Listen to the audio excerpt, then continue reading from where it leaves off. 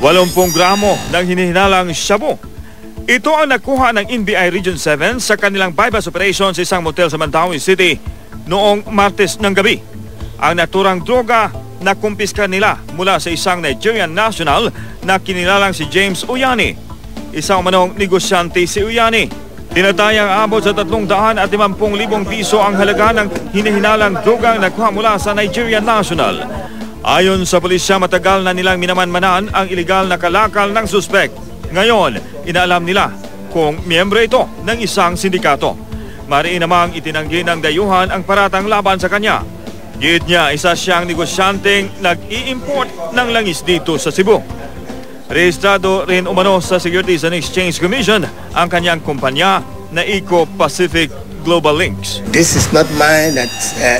I said that this is not mine. What is that? The name of the corporation I own and registered here in the Philippines is known as Eco-Pacific Global Links. Inalerto na ng NBI Region 7 ang Nigerian Embassy sa pagkakahuli kay Uyani. Arestado rin sa isa pang bypass operation sa Mabulo, Cebu City ang nursing graduate na ito.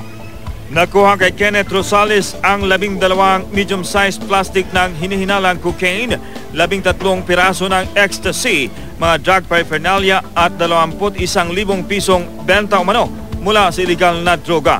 Ito gitang selling niya sa iyang balay mismo. Pero based po siya gisulti, napod sila yung mga venue like sa fitness gym, sa kalain-lain ng mga bars. Sa lungsod ng Danao, Calabuzo din si Florita Batucan, isang manong level 3 drug pusher sa lungsod. O pusher na nakapagbebenta ng 25 hanggang 50 gramo ng shabu sa isang linggo. Kasamang naaresto ni Batucan ang 3 umano nitong tauhan na sina Mardonia Alvaro, Jaspel Alvaro at Joselito Avila. Nakuha kay Batucan ang 14 na pakete ng shabu, timbangan at mga drug paraphernalia. Ayon sa pulisya, nakulong na ang suspect noong 2011 dahil rin sa droga.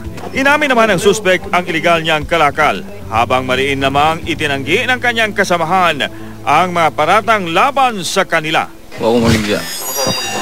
Nagdorong pool. Yung bilyard, yung gamay. Matuan lang na dito ko.